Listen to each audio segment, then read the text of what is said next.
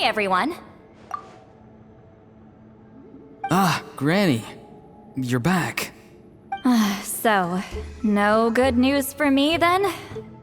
You saw right through me. The Traveler collected a lot of spirits, and I checked all of them one by one. None of them matches Leela's description. I figured. It was written all over your face. It's alright. I didn't exactly have high hopes for the needle in a haystack approach anyway. Leela's condition is still stable, but we're not really getting anywhere. Well, luckily, I made some progress on my end. Leela's parents told me that he made a new friend recently, and apparently he's been out of the house for days at a time. On one occasion, they secretly followed him and saw him, some guy who goes by the name Kokuchu, dressed in what looked like Inazuman attire. Is this really all I'll need, Mr. Kokuchu? Based on my studies of the ancient texts, hypersensitivity is usually treated with desensitization therapy. So, I figure there's no reason it shouldn't work in reverse. Now, for a poor chap like yourself with no sensitivity to spirits whatsoever, you'll have to completely immerse yourself in spiritually rich substances for this to be effective. Is it risky? You're the spirit duffer, not me. I'm sure you're more clued up than I am on the potential consequences of brute force clairvoyance. Ultimately, it's your decision. Alright, but I do have one last question. What's in this for you? People like me obviously don't have much clout in this tribe. You think I'm looking for a reward? Oh, my good sir, take a look at my face. Isn't the answer written here clear as day? What? What's written there? Just a friendly guy who's happy to help. What? So some random guy from Inazuma just felt like helping Leela cure his spirit deafness? Hypersensitization therapy, huh? What a novel idea. Could that really work? Not on Leela by the looks of things. It's anything but novel. Our tribe used to offer it as a treatment once upon a time. But it was so fraught with risks and had such an abysmal success rate that it was eventually outlawed. As for this Kokuchu fellow, I'm sure he has his own agenda. He conveniently disappeared right after Leela got into this mess. Leela's parents gave me the address of the camp, so I went and checked it out. There were clear traces of spiritual energy. And also, look what I found. What's this? A broken shard. Probably from a weapon or some sort of ceremonial implement. You feel that? It might look old, but it has extremely strong traces of spiritual energy. Leela must have used this as his medium. It would definitely explain how a spirit duffer like him was able to trigger a clairvoyant experience. Wait, there's something else. It feels so familiar. I think this is somehow connected to my ancient name. Connected how? Is it like a shard of an ancient name? No, more like... Okay, that's it. Granny's getting itchy clairvoyance fingers. I'm going to try using this shard as a medium. Cool, same as last time? The Traveler can use the Spirit Loom to record what you find on a woven scroll. Nope. Auroron can do the recording this time. Why? It's a safety measure. You have a better understanding of the spirit domain than the Traveler. If this really is a Sanhaj relic, you'll be better placed to deal with the fallout in the event that something goes wrong. Ah, see, Paimon? Told you Granny has a soft spot for the Traveler. Look at her not wanting to put him in danger. Meanwhile, I'm just a grandkid, so I'm expendable.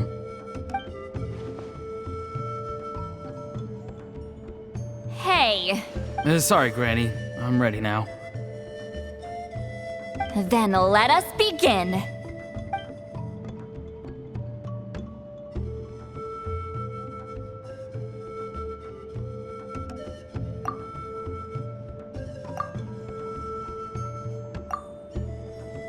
Alright, what's on the scroll this time? Looks like a broken bow covered in flames. Hey, don't you think one of the pieces looks just like this shard? You're right! It seems to be from the body of the bow. I saw a bow just like this in one of Granny's scrolls. Yes, it's the weapon Sanhaj used in the Battle of the Mare Javari. I guess that proves it. This shard is a bona fide Sanhaj relic. Good old Sanhaj. The relic's spiritual energy was fluctuating very strongly, but I wasn't in any danger at all. The Traveler probably would have been fine as well. Now that's a true hero, huh? Generations later and the stuff he used to own is helping to treat spirit duffers. I still think there's more to this story, though. Kokochu must have had his own motives beyond just treating Leela's condition. Well, okay, we saw the full bow just now, right? Maybe he wanted to see it too, so he could track down the other pieces. I don't know if he'd have anything to gain by doing that. Even if they're Sanhaj relics, I still doubt he'd have much use for a broken bow. Also, why use a spirit duffer in that case? You're basically setting yourself up for failure. Huh? Layla's body is responding! Let me take a look. I can sense a spirit being drawn to the relic. Looks like Granny's plan is working. Leela's spirit is being drawn to the bait. In that case, let me try again. This time using both Leela's body and the shard as mediums. You can do it, Granny. I'm ready to go too. You got the itch too, huh? Plus, Auroran went last time. It's only fair to take it in turns. Fine by me. We know it's safe now, so you shouldn't have any problems.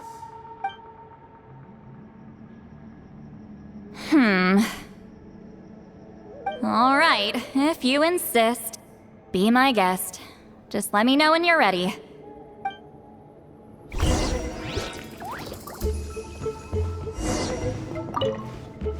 You ready? All right, here goes.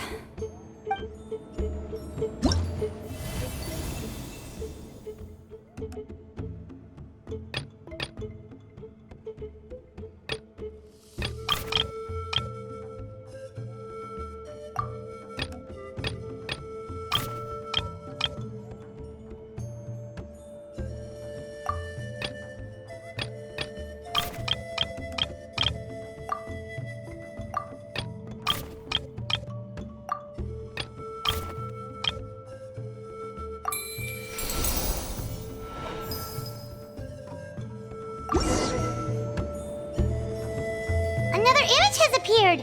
This one is a map. A map? Of where? Could it be the Mare Javari? The Mare Javari? The Mare Javari was reduced to a desolate wasteland after that big battle. Or rather, it became known as the Mare Javari after what happened there. The ashes of the monsters and warriors who fought there covered the entire battlefield. Sometimes, bone-chilling cries would be heard from the depths. Other times, the whole region would become engulfed in towering flames, drowning out the cries. That place is full of untold dangers and mysteries. Over the centuries, the finest adventurers have tried to prove themselves by venturing in. Sadly, most ended up perishing there. That lasted up until around 20 or 30 years ago, when strange things started happening. People started speaking of an enormous dark creature the size of a mountain, roaming around inside the Mare Javari. And then, shortly after that, the whole region just completely disappeared. What? How the heck? I know, right? Anyway, if I'm not mistaken, the place indicated on this map is where it used to be before it disappeared. At the westernmost part of Natlan. It's a very remote location, far away from any of the tribes. There never used to be a settlement there, but there's more people since the Mare Javari disappeared.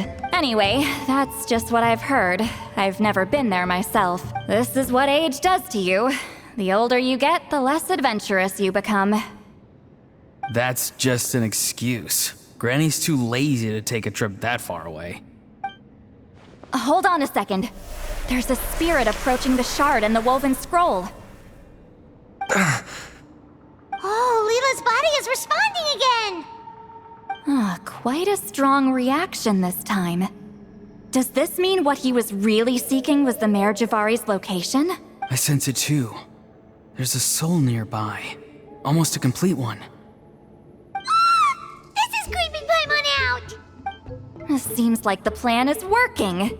So, can we just wake him up now? Not today.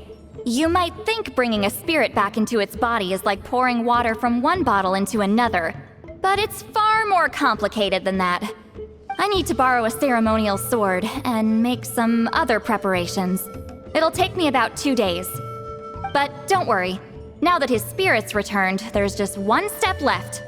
Let's meet up again in 2 days.